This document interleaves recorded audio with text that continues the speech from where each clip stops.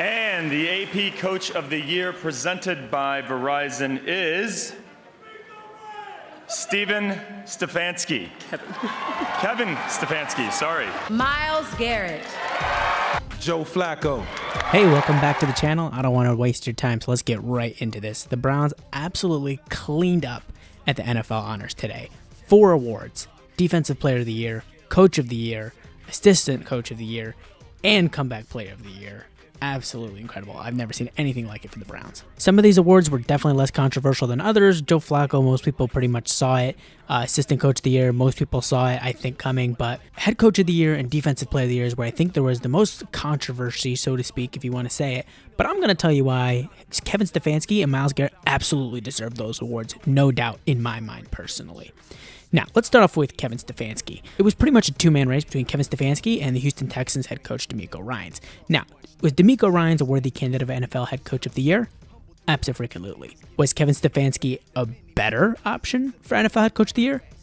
Absolutely. Here's the thing with NFL Coach of the Year honors. It never really goes to the best coach in the NFL. There's always a story arc involved. There's always the, we didn't think you were going to be that good, and oh wow, you are really good. That's always 80% of the battle when it comes to winning Coach of the Year. That's how Kevin Stefanski got the first one, and that's how he got this one. Both times, the Browns weren't expected to be that good necessarily, and then they were really good.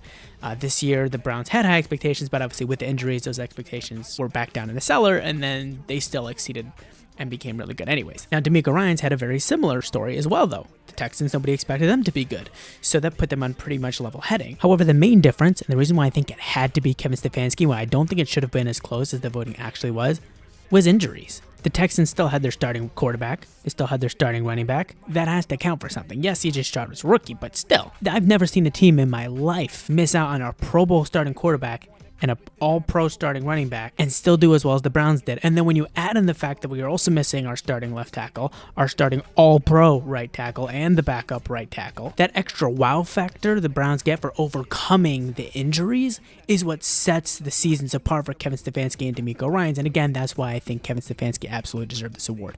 Now, the even more controversial decision, because while it was definitely debated whether it should be Kevin Stefanski or DeMeco Ryans, I think a lot of people were leaning for Kevin Stefanski, but even a lot of people who felt it should be DeMeco Ryans understood the argument for Kevin Stefanski and vice versa. The Myles Garrett, different story. The T.J. Watt fans come out of the woodwork. If you even mention Myles Garrett's name, forget about Defensive Player of the Year conversation. I mentioned in a tweet about how sacks do not equivocate to NFL Defensive Player of the Year. And I got all the T.J. Watt fans in the comments like, you know what we're talking about? How about Myles Garrett's stats? I didn't even mention Myles Garrett's name, and all the defensive T.J. Watt fans came out. But here's the thing, a sack is a very big deal, but it's still an individual play. It's one single play. And yeah, T.J. Watt had 19 sacks, an unreal season from T.J. Watt. T.J. Watt is a deserving NFL Defensive Player of the Year player. He just isn't this year. Myles Garrett may have had 14 sacks, but that's literally 5 single plays that T.J. Watt did something a little bit more statistically impressive than Myles Garrett. You're telling me that those 5 plays are what makes the decision for you? Those 5 plays are going to swing the vote? That's crazy. You have to look at the games in a totality. And yes, T.J. Watt also, I believe, had more tackles as well, I believe.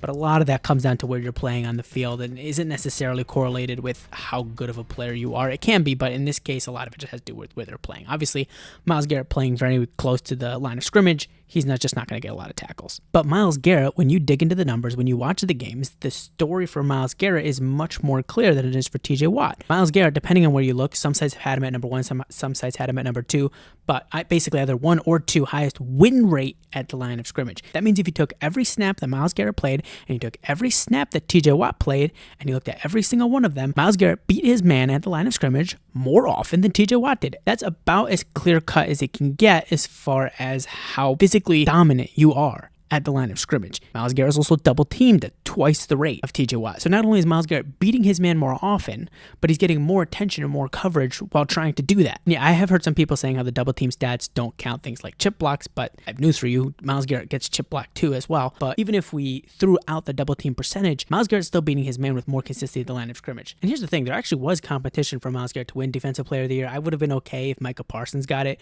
because again, when you break down the numbers and when you look at the whole game statistics, not statistics that account for a single solitary play, statistics that account for performance over the course of a game, Micah Parsons actually stacked up really well against Myles Garrett, but Myles Garrett, I think, had the narrative being on the Browns and the way the Browns played the season, especially the way the defense played this season.